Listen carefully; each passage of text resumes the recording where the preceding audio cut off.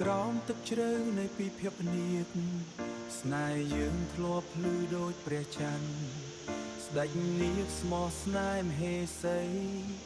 ស្នេហ៍ស្មោះត្រង់មិនចេញប្រែ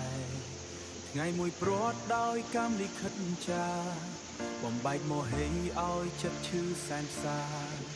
ទឹកភ្នែកហូរចូលក្នុងសមុទ្ររហូតជន់ជោស្នេហ៍យើងคล้ายជាអតីតកម្មពៀនាំឲ្យចែកផ្លូវបាត់បង់គ្នាក្នុងពេលវេលា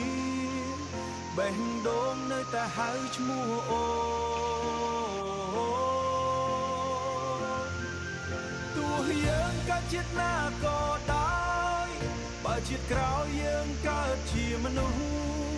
សូមឲ្យបានជួបគ្នាម្ដងទៀតទោះពេលវេលាខ្លីដូចភ្លេចបន្ទោក៏សូមស្នេហ៍ឲ្យបានដូចចិត្តបើជីវិតចុងក្រោយនៅលើផែនដីបើជីវិតចុងក្រោយនៅលើផែនដីសូមសងកុំឲ្យខកខានស្នេហ៍នេះ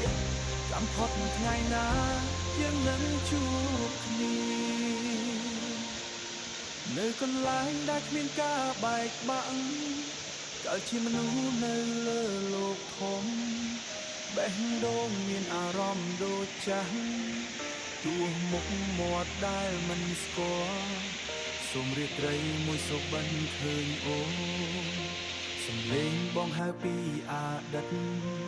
ភ្ញាក់ឡើងងឹតហើយទឹកភ្នែកហូរភ្ញាក់ឡើងងឹតហើយទឹកភ្នែកជូរបើជាតិក្រោយយើងកើតបាត់បង់ជីវិតនេះដូចផ្លូវឆ្ងាយរកគ្នាមិនឃើញនៅទីណា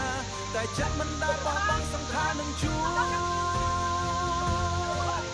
ទោះពេលលាខ្លីដូចភ្លេងដូចចិត្តបើជីវិតចុងក្រោយនៅលំស្នេហ៍នេះកំផុតថ្ងៃណាយើងគ្មានការបែកបាក់ទោះជាអស់ពេលជាយូរប៉ុណ្ណាស្នេហ៍នេះមិនរលាយពេលកំផុតសូមបីស្លាប់ក៏នៅរងចាំអ្នកថ្ងៃចុងក្រោយនៅលើផែនដីបើបានឃើញមុខអ្នកម្ដងខ្ញុំនឹងញញឹមដោយសេចក្តីសុខហើយចូលទៅក្នុងសុភមង្គលនិរន្តរ៍